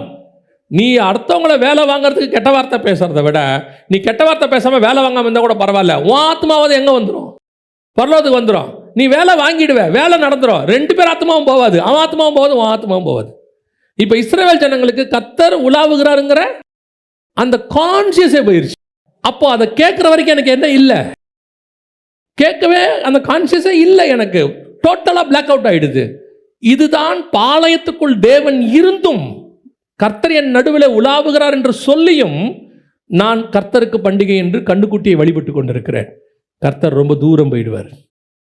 உண்மையிலே நல்லா ஜெபிக்கிறவனுக்கு கர்த்தர் தூரம் போயிட்டாருன்னா ஒரே செகண்டில் தெரியும் கர்த்தர் தூரம் போயிட்டார். அதை விட பெரிய பிரச்சனை என்னன்னா, திருப்பி அதை புதுப்பிக்கிற வேலை இருக்குல்ல, அது அதை விட கஷ்டம். ஏன்னா இவர் கோவப்படலை, இவர் ஒரு இடத்துல நின்றுக்கிட்டார் தூரமாக போய், சரிப்பா நான் ஓரமாக நின்றுக்கிறேன்பான்ட்டு. திருப்பி அவரோட சேர டிஸ்டன்ஸ் இருக்குல்ல, அந்த ஸ்பிரிச்சுவல் டிஸ்டன்ஸை குறைச்சி இவரோட வர்றது பயங்கர பெயின்ஃபுல் ப்ராசஸ். சோல்குள்ள, பாடியில் இல்லை, உங்கள் ஆத்மாக்குள்ள அவரை திருப்பி அதே ஆவியில் நிரம்பி அவர்கிட்ட திருப்பி ஒப்புரவாக்குறன்னு ஒரு வேலை இருக்குல்ல, அது உண்மையிலேயே வலி, பெரிய வலி. எப்படி ரெடி ஆகுறது? ஏன் நான் அவரை கொண்டு போய் தூரம் போட்டேன். நான் இப்போ ஆண்டவர் சொல்கிறார், இல்லை உன் ப்ராசஸ் தப்பு, என்னையே கொண்டு போய் தூரம் போட்ட. இப்போ திருப்பி மீண்டும் தேவன் என்ன செய்ய விரும்புகிறார்? உலாவ விரும்புகிறார். வாசிங்க, யோவான் எழுதின சுவிசேஷம் 10ஆம் அதிகாரம் 23வது வசனம் வாசிங்க. இயேசு தேவாலயத்தில் சாலமோன் மண்டபத்திலே உலாவி கொண்டிருந்தார். ஒவ்வொரு வார்த்தைக்கு பின்னாடி எவ்வளோ இம்பார்ட்டன்ஸ் இருக்கு பாருங்க. இது சும்மா ஒரு சிங்கிள் வசனம் தான் இருக்கும். இயேசு சாலமோன் மண்டபத்தில் தேவாலயத்தில் உலாவி கொண்டிருந்தார். ஏன் உலாவிக்கிட்டு இருக்காருங்கிறத இந்த லிங்கோட பார்த்தா தான் உங்களுக்கு தெரியும். ஏன் அந்த இடத்துல ஒரு உலாவினார்? ஏதோ ரிலாக்ஸாக நடந்திருக்கார் போல காலார அப்படின்னு நம்ம நினைக்கிறோம்ல. இப்போ நம்ம என்ன கேட்டால் சொல்லுவோம், அவர் வாக்கிங் போயிருக்கிறாரு, அவர் மேலே பால்கனியில் நடந்துக்கிட்டு இருக்கிறாரு, ட்ரெட்மில்ல நடக்கிறாரு இப்படின்னு சொல்கிறோம்ல. ஆனால் இயேசு நடக்கிறாருன்னா காரணம் இருக்குது. அதனால தான் நான் எப்பவும் சொல்லுவேன், இயேசு உட்காந்தா காரணம் இருக்குது, இயேசு திரும்பி பார்த்தா காரணம் இருக்குது, இயேசு நடந்தா காரணம் இருக்குது. ஒவ்வொன்றுத்துக்கு பின்னாடியும் ஒரு திட்டம் இருக்கிறது. ஏன் இயேசு உலாவினார் தெரியுமா? இது கரெக்டாக அடுத்த 2000 வருஷம் கழிச்சு. இது இஸ்ரவேல்கிட்ட உலாவினார்ல, ஆதாம்கிட்ட உலாவினார்ல, ஆதாம்லேருந்து இஸ்ரவேல் பிரமாணம் 2000 வருஷம். வெளியே போச்சுல கூடாரம், அதுலேருந்து அடுத்த 2000வது வருஷம். இது கரெக்டாக 4000 வருஷம் முடியும் போது இயேசு எங்கே வந்துட்டார்? உலாவும்படி உள்ளே வந்துட்டார். இப்போ மீண்டும் தேவன் எங்கே உலாவ விரும்புகிறார்? சிறுபாபேலின் ஆலயத்தில், 2வது ஆலயத்தில் உலாவ விரும்புகிறார். ஆனால் இங்கே என்ன நடந்துச்சு தெரியுமா? வாசிங்க, மத்தேயு எழுதின சுவிசேஷம் 21ஆம் அதிகாரம் 12வது வசனத்தை வாசிங்க. இயேசு தேவாலயத்தில் பிரவேசித்து ஆலயத்திலே விற்கிறவர்களும் கொள்ளுகிறவர்களுமாகிய யாவரையும் வெளியே துரத்தி காசுக்காரருடைய பலகைகளையும் புறா விற்கிறவர்களின் ஆசனங்களையும் கவிழ்த்து. இப்போ எவர் எங்கே இயேசு உலாவி கொண்டிருக்கிறாரோ அந்த இடம் என்னவா இருக்கிறது? கள்ளர் குகையாக மாறிடுச்சு. ஃபஸ்ட்டு நல்லா கவனிங்க, தோட்டத்தில் உலாவினார், மனுஷன் ஓடி ஒளிந்து கொண்டான். இஸ்ரவேல் பாளையத்தில் உலாவினார், தேவன் பாளையத்தை விட்டு வெளியே போயிட்டார். ஏன்னா அங்கே அக்கிரமம் நிர்வாணம் இருந்தது, இங்கேயும் என்ன இருக்கு? நிர்வாணம் இருக்கு. ஆனால் இப்போ இதில் இங்கே என்னவாயிடுச்சு? தோட்டம் அல்லது ஆலயம் என்னவா மாறிடுச்சு? கள்ளர் குகையாக மாறிடுச்சு. இப்போ என்ன பண்ணாராம் தெரியுமா? மத்த 24:2 வாசிங்க. ஒரு கல்லின் மேல் ஒரு கல் இல்லாதபடி எல்லாம் இடிக்கப்பட்டு போகும் என்று. அதோட அர்த்தம் என்ன தெரியுமா? இதுவரைக்கும் தோட்டத்துக்குள்ள பாவம் செஞ்ச உன்னை விரட்டிட்ட, ஓடி ஒளிஞ்சிக்கிட்ட. இஸ்ரவேல் பாளையத்துக்குள்ள பாவம் நடந்துச்சு, என்ன ஓரமாக தள்ளிட்டீங்க. அது ரெண்டாவது பார்ட். இந்த தடவை கர்த்தர் பொறுமையாக இருக்க போகிறது இல்லையா? கர்த்தர் சொல்கிறாரு, என்னுடையதான ஆலயத்தை நீங்கள் என்னவாய் மாற்றினீர்கள்? கல்லர் குகையை மாற்றினீர்கள். இனி ஒரு கல்லின் மேல் ஒரு கல் இல்லாதபடிக்கு இடிக்கப்பட்டு போகும். இப்போ யோசித்து பாருங்க, தேவனுக்கு உலாவறதுக்கு இடமே இருக்காது. தேவாலயத்தை இடிச்சாச்சுன்னா எங்கே உலாவுவார்? தோட்டம்னு ஒன்று இருந்துச்சு, உலாவினார், மனுஷன் ஓடி ஒளிஞ்சிட்டான், பூட்டிட்டார் தோட்டத்தை. இப்போ உலாவறதுக்கு இடம் இருக்கு அவருக்கு. ரெண்டாவது, இஸ்ரவேல் பாளையம் இருக்கு, தேவன் உலாவினார், அவங்க தப்பு பண்ணாங்க, தூரத்துலையாவது இருந்துச்சு, ஜனங்கள் தேடி போனார்கள். இப்போ அவர் உலாவற இடத்துக்கு இவங்க போயிட்டாங்க. ஆனால் இப்போ சொல்லிட்டாரு, மூணாவது தடவை கர்த்தர் சொல்றார், செருபாபேல் ஆலயம் இருக்கு இல்லையா, இது கர்த்தர் உலாவின ஆலயம் இருக்குல்ல, இது சாலமோன் தேவாலயம் இல்லை, இது என்ன ஆலயம்? செருபாபேல் கட்டின ஆலயம். ரெண்டாவது தேவாலயம் இருக்குல்ல, செருபாபேல் கட்டினது ரெண்டாவது ஆலயம். அது எதுக்கு சமமான இருக்குன்னா, உங்களுக்கும் எனக்கும் சமானமாக இருக்கிறது. இதை நீங்கள் ஆகாய் புஸ்தகத்தை வச்சு படித்து பார்த்தா தான் உங்களுக்கு தெரியும். 2ஆம் அதிகாரம் ஆகாய் புஸ்தகத்தை வச்சு நீங்கள் படித்து பாருங்க. 15வது வசனம் சொல்லும், ஒரு கல்லின் மேல் ஒரு கல் வைத்து கட்டப்பட்ட நாள் முதல் கொண்டு. அப்படிதானே இருக்குது. ஒரு கல்லின் மேல் ஒரு கல் வைத்து கட்ட. இது எந்த கல்லுன்னா நம்மளை வச்சு கட்டுறாரு, ஜீவக்கற்கள். சாலமோனுக்கு இப்படி சொல்ல மாட்டார். செருபாபேல் ஆலயம் புறஜாதியார் காலத்தில் கட்டப்பட்டது. அதாவது அவங்க அடிமைத்தனத்துக்குள்ள இருக்கும்போது கர்த்தர் என்ன பண்றாரு, செருபாபேல் ஆவியை ஏவுறாரு. இது கட்டுறதுக்கு கோரேசை கொண்டு வராரு. புறஜாதியார் காலத்தில் நடந்தது. ஸோ புறஜாதியார் காலத்தில் கட்டப்படுகிற ஆலயம்னு அர்த்தம். ஸோ செகண்ட் தேவாலயம் புறஜாதியார் ஆலயத்துக்கு அடையாளம். இதைத்தான் கொரிந்தியர் எழுதும்போது பவுல் சொல்றார். வாசிங்க, 2 கொரிந்தியர் 6ஆம் அதிகாரம் 16வது வசனம் வாசிங்க. தேவனுடைய ஆலயத்துக்கும் விக்கிரகங்களுக்கும் சம்பந்தமேது? நான் அவர்களுக்குள்ளே வாசம் பண்ணி அவர்களுக்குள்ளே உலாவி அவர்கள் தேவனாயிருப்பேன், அவர்கள் என் ஜனங்களாயிருப்பார்கள் என்று தேவன் சொன்னபடி நீங்கள் ஜீவனுள்ள தேவனுடைய ஆலயமாயிருக்கிறீர்களே. நீங்கள்னா யாரு? கொரிந்தியர், புறஜாதியார். நம்மை குறித்து சொல்லுகிறது, நீங்கள் தேவனுடைய ஆலயமாயிருக்கிறீர்கள் என்றும் தேவன் உங்களுக்குள்ளே வாசமாய் இருப்பார் என்றும் அறியீர்களா? அப்படின்னா என்ன அர்த்தம்? இப்போ 2வது ஆலயம் செருபாபேல் ஆலயம், அதில் இயேசு உலாவி கொண்டிருந்தார். அந்த ஆலயம் உங்களுக்கு எனக்கும் சமானமாக இருக்கு. இந்த ஆலயம் இனி கல்லர் குகையாய் இருந்தால், இனிமே நாமளும் ஓடி ஒளிய முடியாது, அவரும் தூரத்தில் போக மாட்டார், உலாவறதுக்கான இடத்தையே தூக்கிடுவார். செருபாபேல் 2:15 சொல்றாரு, ஒரு கல்லின் மேல் ஒரு கல் வைத்து கட்டப்பட்ட உடல். மத்திய 24:2 சொல்றாரு, ஒரு கல்லின் மேல் ஒரு கல் இல்லாதபடிக்கு இடிக்கப்பட்டு போகும். God giving more chances. நிறைய வாய்ப்புகளை கர்த்தர் கொடுக்கிறார். இந்த வாய்ப்புகளை பயன்படுத்தி கொள்ளுகிற காலம் இது. இந்த காலம் முடிவடையும் போது, இந்த கிருபை முடிவடையும் போது, அதற்கு பிறகு நீங்கள் தேவன் உலாவதற்கு என்ன இருக்காது? ஆலயமே இருக்காது, இடமே இருக்காது. இப்போ அந்த இடம் முடிய போது. இது ஒரு எச்சரிப்பு நமக்கு. முதல்ல ஓடி ஒளிஞ்சோம், திருப்பி வர்றதுக்கு வாய்ப்பு இருக்குது. தாவீது மாதிரி திருப்பி வருவதுக்கு என்ன இருக்குது? வாய்ப்பு இருக்குது. ரெண்டாவது, தேவன் போயிட்டார் தூர, இப்ப திருப்பி ஆலயத்துக்குள்ள வந்துட்டாரு. ஸோ அவர் வருவதற்கு என்ன இருக்குது? வாய்ப்பு இருக்குது. போன மனுஷன் வருவதற்கும் வாய்ப்பு இருக்குது. தூரம் போன தேவன் நடுவில் வாசம் பண்ணுவதற்கும் வாய்ப்பு இருக்குது. ஆனால் இது 3வது முறை கர்த்தர் ஒரு எச்சரிப்பு கொடுக்கிறார். என்ன எச்சரிப்பு கொடுக்கிறாரு? உங்கள் நடுவிலே நான் வாசம் பண்ணுகிறேன், நான் உங்கள் நடுவில் தங்கி வாசம் பண்ண விரும்புகிறேன். ஆனால் இது கல்லர் குகையானால், என் வீடு கல்லர் குகையாக மாறுமானால், ஆலயம் இருக்கு, ஆசாரியன் இருக்கான், எல்லாம் இருக்கு, பிரமாணம் இருக்கு, எல்லாம் இருக்கு, ஆனால் சொல்லுகிறதை செய்கிறவர்கள் இல்லை. கர்த்தருக்கு விரோதமான காரியம். இது 3வது உலாவும்படி அவர் வந்தார். முதல்ல தோட்டம், 2வது இஸ்ரவேல், 3வது தேவாலயம். உலாவும்படி வந்தார். அந்த தேவன் தான் இப்போ 7 பொன் குத்துவிளக்குகள் மத்தியிலே உலாவுகிறார். நீங்களும் நானும் அந்த ஆலயமாய் இருக்கிறோம். உலாவி கொண்டு சொல்லுகிறார், உனக்கு கொடுக்குற சான்ஸ் முடிஞ்சிச்சுன்னா அதுக்கப்புறம் நான் உலாவறதுக்கு ஆலயமே இருக்காது. அப்படின்னு என்ன அர்த்தம்னா, நீங்கள் நானும் இருக்கவே மாட்டோம்னு அர்த்தம். அதுக்கப்புறம் அவளை ரிமூவ் பண்ணிடுவார். காட் ரிமூவ் பண்ணிடுவார். நம்ம ஆண்டவரை பற்றி உங்களுக்கு ஒரு விஷயம் தெரியணும், நான் சொல்லிட்டு முடிக்கிறேன். நம்ம ஆண்டவர் இரக்கத்தின் தேவன், கிருபையின் தேவன், மாற்று கருத்தே இல்லை. இன்னொரு பக்கம் நீதியுள்ள நியாயாதிபதியாகவும் இருக்கிறார். அவரை மாதிரி சாந்த குணம் உள்ளவர்கள் நீங்கள் பூமியில் என்ன செய்ய முடியாது? பார்க்க முடியாது. அவரை மாதிரி கோபம் அடைகிறவரையும் உங்களால் பார்க்க முடியாது. குமாரனுடைய கோபம் ரொம்ப பெருசு. ஆண்டவர் அமைதியாகவும் இருப்பார், ஆர்ப்பரிக்கவும் செய்வார். கர்த்தர் கைகளினாலே ஆசீர்வதிக்கவும் செய்வார், கையில் சவுக்கு எடுத்து அடிக்கவும் செய்வார். இப்போ கர்த்தர் நமக்கு ஒரு சான்ஸ் கொடுக்குறார். இப்போ உங்கள்கிட்ட நான் உலாவ விரும்புகிறேன், இன்னும் அந்த சான்ஸ் போகலை, அதான் ரொம்ப முக்கியம். இன்னும் அந்த சான்ஸ் போகலை, நான் அவங்க கூட வாச விரும்புகிறேன். ஆனால் அது ஒரு லிமிட் வரைக்கும் தான். ஒரு காலகட்டத்துக்கு பிறகு கர்த்தர் உன்னை விட்டு போயிட்டாருன்னா, உனக்குள்ளே விட்டு போயிட்டாருன்னா, அதற்கு பிறகு ஒரு கல்லின் மேல் ஒரு கல் இல்லாதபடிக்கு இடிக்கப்பட்டு போகும். அந்த சான்ஸ் முடிவடைகிறதுக்குள்ளே நம்மளை சரி பண்ணிக்கணும். இப்போவும் சொல்கிறேன், கர்த்தர் நம்மோடு கூட உலாவி கொண்டு தான் இருக்கிறார். ஆவியானவர் இன்னும் பேசிக்கிட்டு தான் இருக்கார், ஆவியானவர் இன்னும் உணர்த்திக்கிட்டு தான் இருக்கிறார். ஆனால் ஒரு காலகட்டம் வரைக்கும் தான் அது போய்கிட்டே இருக்கும். ஒரு இடத்துல பவுலே சொல்லுவார் பாருங்க, அவனை நரகத்துக்கு தப்பிக்கும்படி நான் யார்கிட்ட பிடிச்சி கொடுக்குறேன்? சாத்தான்கிட்ட பிடிச்சி கொடுக்குறேன்.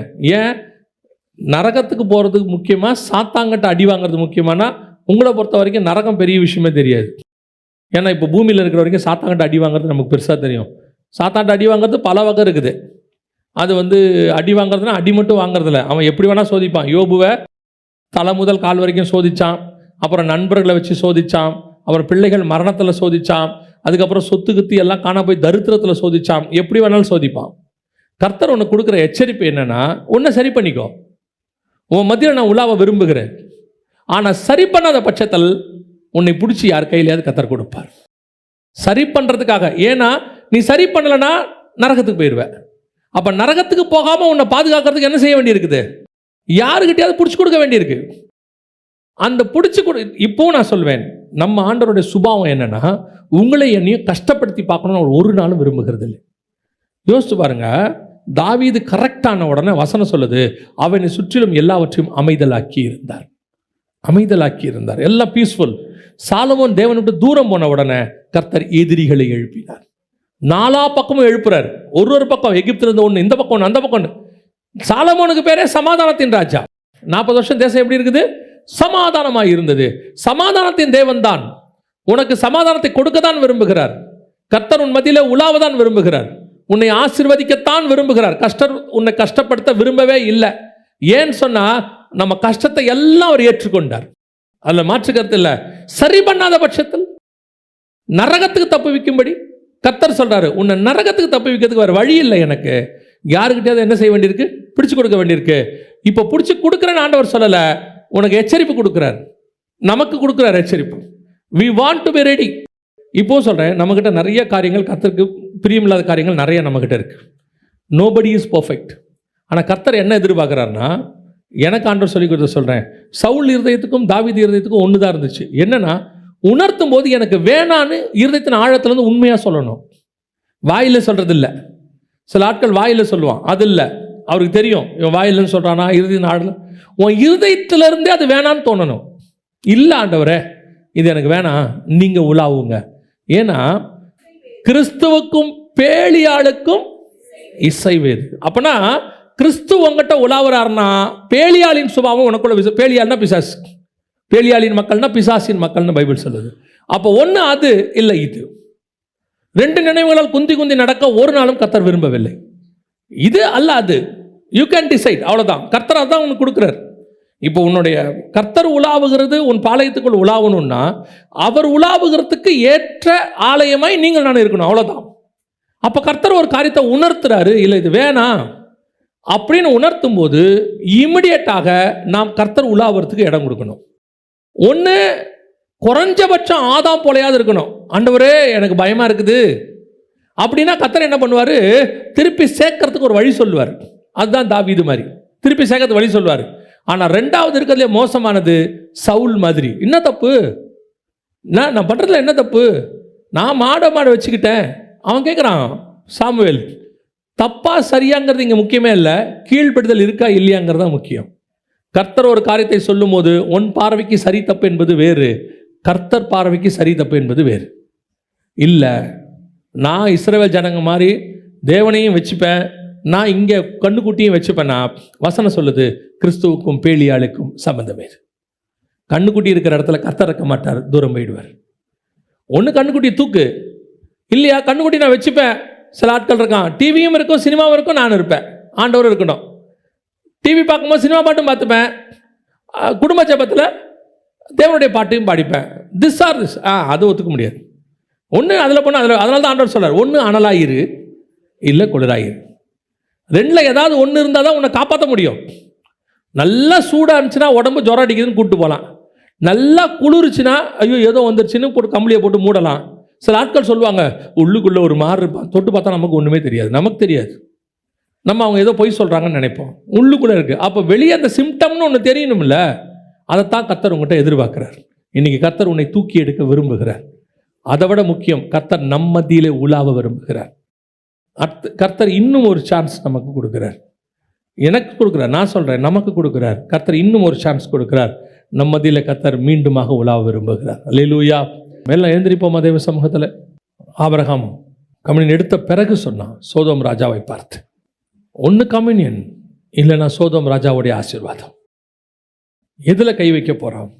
இன்னைக்கு ஒரு தீர்மானம். ஆண்டவரே, இனி நீர் என்னுடைய பாளையத்தில் உலாவிக்கிட்டே இருக்கணும். ஆண்டவரே, நான் ஆதா மாதிரி ஓடி ஒளிகிற வாழ்க்கை வாழ வேண்டாம். இஸ்ரவேல் ஜனங்க மாதிரி மனசாட்சியில் சூடுண்டவர்களாக நான் மாற வேண்டாம். ஆண்டவரே, என்னுடைய இருதயம் கல்லர் கோகையாக இருக்க வேண்டாம். நான் உங்களோடு கூட சஞ்சரிக்க விரும்புகிறேன் ஆண்டவரே. உம்மோடு கூட நடக்க விரும்புகிறேன் ஆண்டவரே. ஒப்பு கொடுப்போம் தேவ சமூகத்தில். கர்த்தர் நம்மோடு கூட உலாவ விரும்புகிறார். உன்னோடு கூட பேச விரும்புகிறார், வெளிப்படுத்த விரும்புகிறார். உன்னை எடுத்து உன் தரிசனத்தில் பயன்படுத்த விரும்புகிறார். உனக்கு அவர் மேல் வைத்திருக்கிறதான திட்டம் பெரியது. உனக்கு வச்சிருக்கிற ஆசீர்வாதம் பெரியது. இனி கர்த்தர் உன்னோடு கூட பேசி கொண்டிருக்கிறார். நமக்கு கர்த்தர் வச்சிருக்கிற திட்டம் பெருசு. நீ இன்னும் தேவனுக்கு விட்டு தூரம் போயிட்டீனா, இல்ல தேவன் உன்னை விட்டு தூரம் போயிட்டார்னா, எப்படி உன் திட்டத்தை கர்த்தரால் நிறைவேற்ற முடியும்? ஒப்பு கொடுப்போமா தேவ சமூகத்தில்? ஆவியானவர் நம்மோடு கூட இடைப்படுகிறார். ஆவியானவர் உன்னோடு கூட உலாவ விரும்புகிறார். நீ ஓடி ஒளியாத. இன்னைக்கு மீண்டும் வா. ஆண்டவர் கூப்பிடுறார் உன்னை. மீண்டும் வா. நான் உன்னை புதுப்பிக்க விரும்புகிறேன். புதிய வாழ்க்கை கொடுக்க விரும்புகிறேன். பழையவைகள் எல்லாம் ஒளிஞ்சு போட்டோம். ஒரு விசை இன்னும் உங்களுடைய ரத்தத்தால் அவர் கழுவ விரும்புகிறார். ஆண்டவர் ஒரு வாய்ப்பு கொடுக்கிறார். யூதாச ஆண்டவர் விரட்ட விரும்பல, முதல்ல வாய்ப்பு கொடுக்க விரும்பினார்.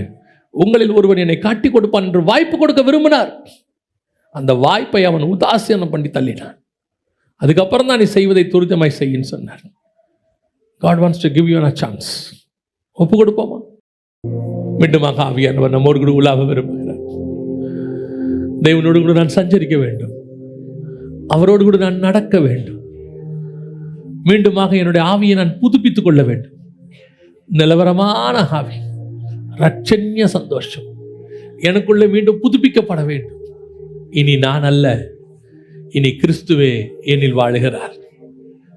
இனி கிறிஸ்துவே என்னில் வாழுகிறார். ஒப்பு கொடுப்போமா? அப்படி ஒப்பு கொடுக்கிறவங்க எல்லாம் இன்னைக்கு உண்மையிலேயே கர்த்தர் என்னோடு கூட இடைப்பட்டார்.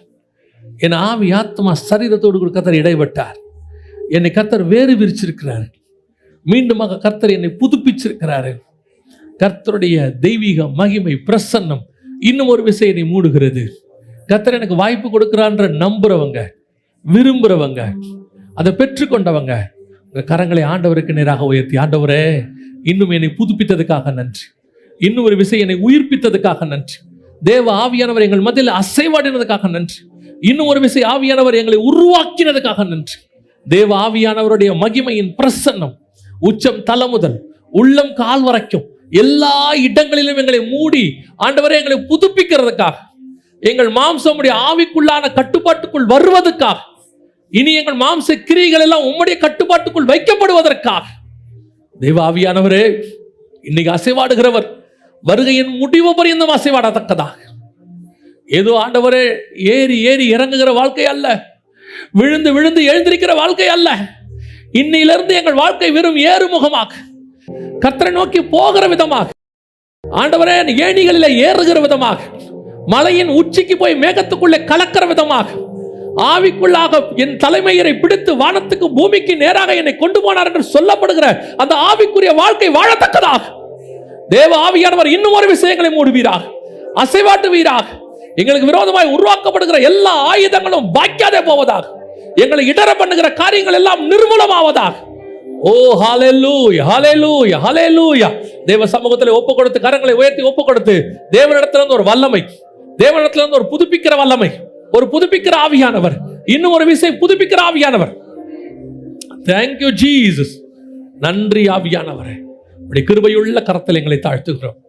நீர் மாத்திரம் மகிமைப்படுவீராக. எங்கள் ஆண்டவர் மூலம் இந்த வல்லமையை, இந்த புதுப்பிக்கிற மகிமையை, பரிசுத்த ஆவியினுடைய இன்னும் ஒரு விசை 2 மடங்கு ஆசீர்வாதத்தை இயேசு கிறிஸ்துவின் நாமத்தில் நாங்கள் சுதந்திரத்துக் கொள்ளுகிறோம். எங்கள் ஜீவனுள்ள நல்ல பிதாவே.